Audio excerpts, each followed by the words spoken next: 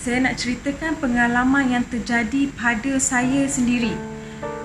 Macam mana Allah tunjukkan dengan hanya saya terdetik di hati.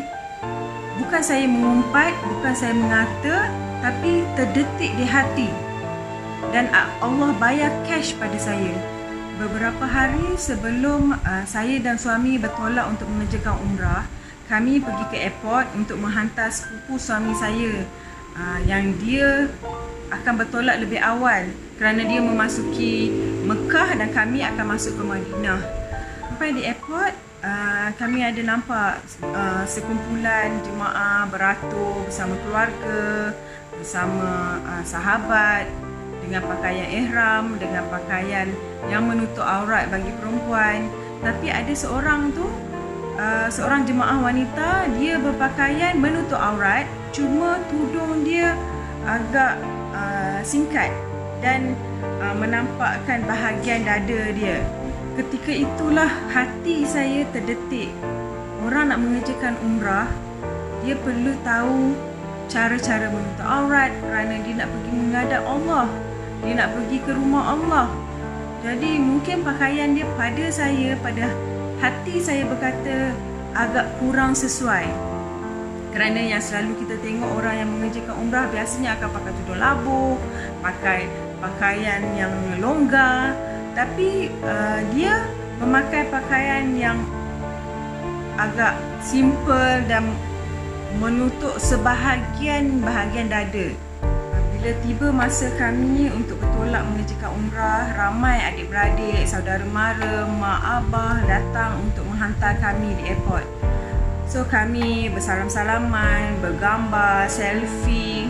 Dan masa saya lihat gambar selfie tu, baru saya perasan bahawa tudung yang saya pakai, mini telekung yang saya beli online, tudung yang menutup aurat dengan sarung tangan, yang sekali dengan sarung tangan tu, tudung tu melekat pada dada. Masa tu saya tak terlintas apa-apa yang buruk lagi. So saya just ambil tudung lain, saya tukarkan dengan tudung baru, yang tudung shawl. Tudung yang saya pakai yang melekap tu, yang saya beli online, saya pas pada adik saya untuk dibawa balik sebab saya tak bawa pergi untuk mengerjakan umrah kerana nampak sangat ketara pada bahagian dada bila saya pakai.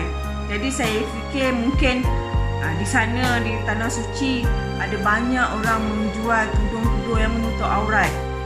Jadi saya pun tak kisah, saya ambil tudung tu, saya bagi pada adik saya untuk bawa balik. Masa di airport tu saya tak kisah sangat bila saya bagi tudung saya pada adik saya. Sebab saya tahu saya ada lagi 2 tudung dan lagi 2 telekung di dalam beg, di dalam luggage yang dah dimasukkan ke dalam kargo. Sampai di Madinah, kami ditempatkan di hotel berdekatan dengan pintu 25. Jadi sepanjang perjalanan daripada hotel untuk ke masjid, ada banyak deretan kedai yang menjual macam-macam pakaian, jubah, sejadah dan macam-macam lagi. Jadi saya tak khawatir sangat. Saya yakin ada tudung yang dijual di situ. Sampai saja di hotel, kami pun unpack luggage kami. So saya nak cuba tudung yang baru. Nak pergi masjid kan, orang kata nak pergi masjid ni pakai tudung baru. Kali pertama kita nak pergi ke Masjid Nabawi. Jadi sebagai meraihkan kita dah sampai ke Masjid Nabawi, ke rumah Rasulullah. Jadi saya pun nak pakai pakaian baru. So saya nak ambil tudung yang baru dibeli untuk pakai untuk ke Masjid Nabawi. Bila saya buka tudung yang baru yang belum saya pakai sebelum ni, saya sarung, tudung yang sama melekat pada dada. So saya cuba lagi satu tudung juga melekat pada dada. Jadi saya tak pakai tudung tu, saya pakai telekung untuk ke masjid. Hampir setiap waktu solat, selesai solat jemaah di Masjid Nabawi, saya akan ajak suami saya untuk pergi ke kedai-kedai untuk mencari tudung. Kerana tudung yang saya pakai di airport itulah tudung yang saya pakai untuk ziarah luar, untuk ulang alik ke masjid. Dan saya ada juga yang saya pakai telekung untuk pergi ziarah luar. Jadi setiap kali ziarah luar dan pergi ke Masjid Kiblatain, pergi ke Masjid Quba, saya akan singgah di setiap gerai-gerai untuk cari tudung. Tapi tak ada satu tudung pun yang saya jumpa yang menutup aurat. Jadi saya terpaksa pakai tudung yang sama selama 3 hari. Saya tertanya-tanya sampai saya menangis depan suami saya. Saya tanya kenapa saya diuji macam ni. Kenapa benda ni jadi kat saya. Tiba-tiba saya terlintas pada wanita yang saya terdetik hati saya pasal dia pakai tudung yang menampakkan dada. Kemudian saya rasa sangat bersalah dan saya minta izin pada suami saya untuk masuk ke dalam masjid dan saya buat solat taubat dan solat hajat.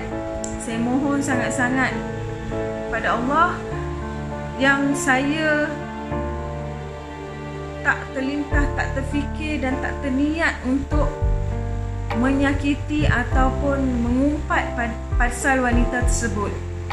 Saya memohon sangat-sangat pada Allah, minta diampunkan dosa kerana saya tak mungkin akan dapat berjumpa dan memohon maaf pada wanita tersebut.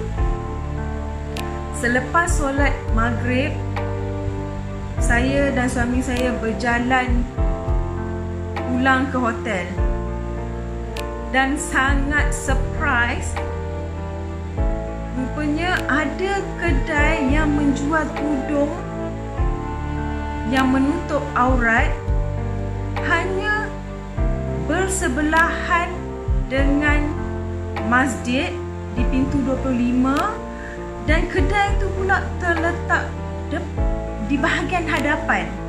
Kedai itu yang memang setiap hari akan saya dan suami lalu untuk berulang alik daripada masjid ke hotel, hotel ke masjid.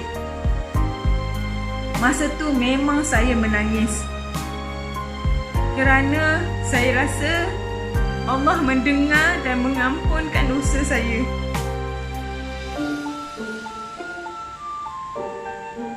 Masa tu baru saya tahu apa yang kita niatkan, walaupun kita tak sebut, tapi Allah punya kuasa untuk tunjukkan pada kita dan juga Dia mampu untuk memaafkan kita. Antara iktibar yang dapat kita sama-sama ambil di sini ialah Allah Maha mendengar, Allah Maha mengampunkan dan Allah Maha mengetahui apa yang terdetik di hati kita. Jadi kita kena betulkan hati dan niat kita. Yang lain kita serahkan pada Allah. Okey. Saya harap apa yang saya ceritakan ini memberi manfaat kepada semua dan pada diri saya sendiri. Dan alhamdulillah sejak daripada itu Allah sentiasa kurniakan yang terbaik untuk kami. Alhamdulillah. Siapa yang suka video kami, jangan lupa like, share dan subscribe untuk lebih info yang akan saya bawakan. Sekian, terima kasih. Assalamualaikum.